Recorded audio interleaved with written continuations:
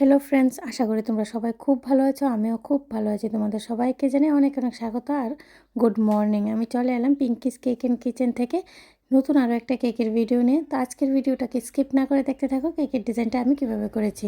আশা করি তোমাদের থেকে খুবই ভালো লাগবে। তো আমি প্রথমে কেকের মধ্যে ক্রিমটাকে লাগিয়ে নিলাম। আর আজকের কেকের ক্রিমটা আমি হোয়াইট কালারে রাখিনি, হালকা একটু অরেঞ্জ কালার অ্যাড করে দিয়েছি। 1 ফোঁটা অরেঞ্জ কালার অ্যাড করলেই এই সেম কালারটা চলে আসবে। তা আমি ভালো করে ফিনিশিংটা দিয়ে দিয়েছি। এখন আমি সাইডে একটু ডিজাইনও দিয়ে দিচ্ছি। আমি সাইডে এই ডিজাইনটা দেওয়ার জন্য কম ইউজ করেছি। তোমরা চাইলে যে কোনো ডিজাইন দিতে পারো, সাইডে তোমাদের যেভাবে ভালো লাগে। আর কেকের কালারগুলো চেঞ্জ করে তোমরা কেকের লুকটাকেও চেঞ্জ করে নিতে পারো। কিন্তু একটা কেকের ডিজাইন দেখে অনেকগুলো কেকের আইডিয়া পাওয়া যায়।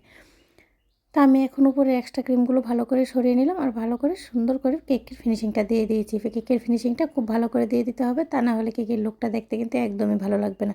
আর এখন আমি নজলের সাহায্যে কিছু ফ্লাওয়ার বানিয়ে দিলাম। আর ফ্লাওয়ারের কালারগুলো কিন্তু আমি সেম রেখেছি। আর নিচের বর্ডারটা একদমই সিম্পল রাখবো। নিচের বর্ডারটা রাউন্ড শেপের নজলের সাহায্যে আমি নিচের বর্ডারটা দিয়ে দিয়েছি, কিন্তু কালারটাও আমি কিন্তু সেম রেখেছি। আর এই কেকটাকে হাইলাইট করার জন্য আমি ব্লু কালারের ছোট্ট ছোটো ফ্লাওয়ার ইউজ করে দেবো।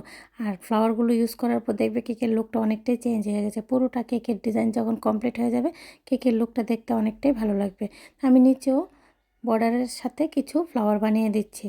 দেখো কেকটা কতটা হাইলাইট হয়ে গেছে। আর এখন আমি ছোট্ট ছোটো পাতা ইউজ করে দেবো। আর পাতাগুলো ইউজ করার জন্য আমি কোনো রকমের নজল ইউজ করিনি, কারণ যেহেতু পাতাগুলো একদমই ছোটো ছোটো, তার জন্য আমি পাইপিং ব্যাগকেই কাট করে পাতাগুলো বানিয়ে নিয়েছি। আমার কেকের ডিজাইনটা কিন্তু একদমই রেডি হয়ে গেছে।